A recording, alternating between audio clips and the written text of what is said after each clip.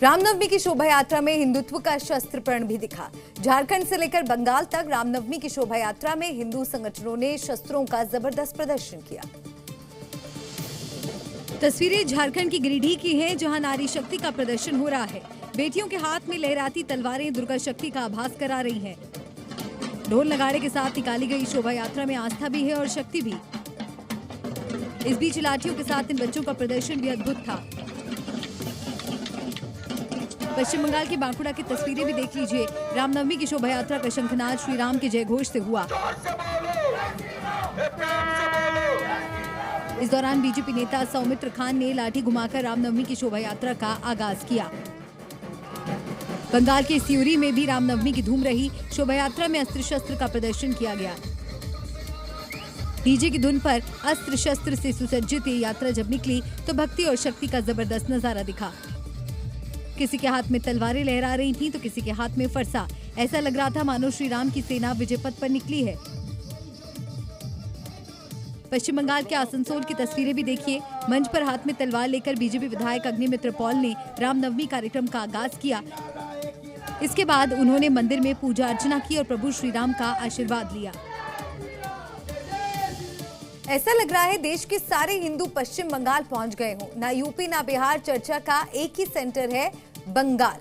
अब तो बंगाल का रण रामनवमी से आगे निकलकर मेरा मंदिर तेरा मंदिर पर पहुंच गया है। बीजेपी ने नंदीग्राम में राम मंदिर बनाने का ऐलान किया है। शुभेंदु अधिकारी ने हवन पूजन के बाद बाकायदा मंदिर का शिलान्यास किया। तो मुख्यमंत्री ममता बनर्जी भी मंदिर पॉलिटिक्स में पीछे नहीं रही।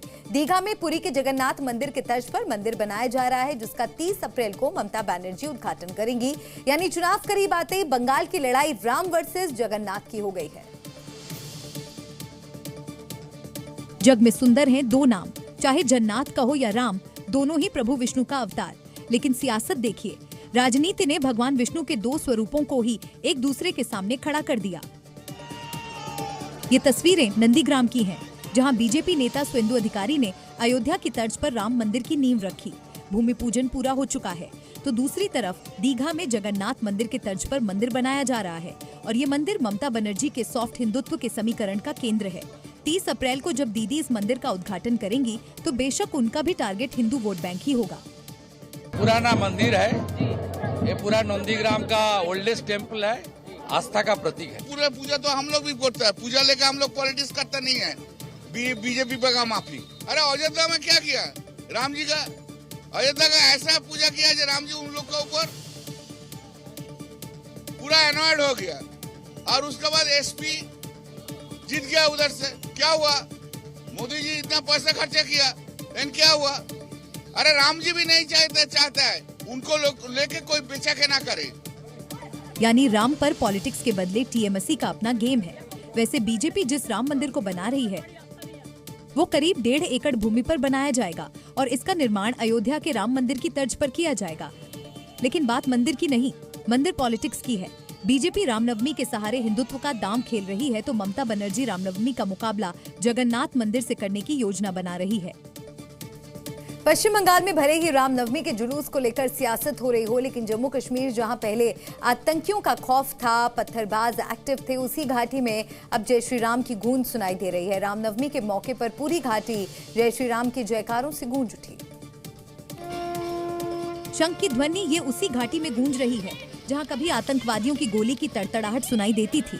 श्रीनगर की ये तस्वीरें देखिए, जहां रामनवमी के मौके पर भव्य शोभा यात्रा निकाली गई। शंख ध्वनि के साथ भगवान राम का स्वागत किया गया। सजीवी झांकी है और इस पर मैं आपको बता दूं भगवान राम और सीता मैया और साथ में पवन पुत्र हनुमान जो है वो विराजमान है। शोभा यात्रा में फूलों की बरसात की गई। सनातनी पर्व रामनवमी के दौरान निकाली गई। इस शोभा यात्रा में भारी संख्या में हिंदू शामिल हुए। बच्चों से लेकर बुजुर्ग और महिलाएं इस शोभा यात्रा में शामिल हुई। ढोल मंजीरा बजाते हुए श्रद्धालु राम भक्ति में डूबे दिखाई दिए।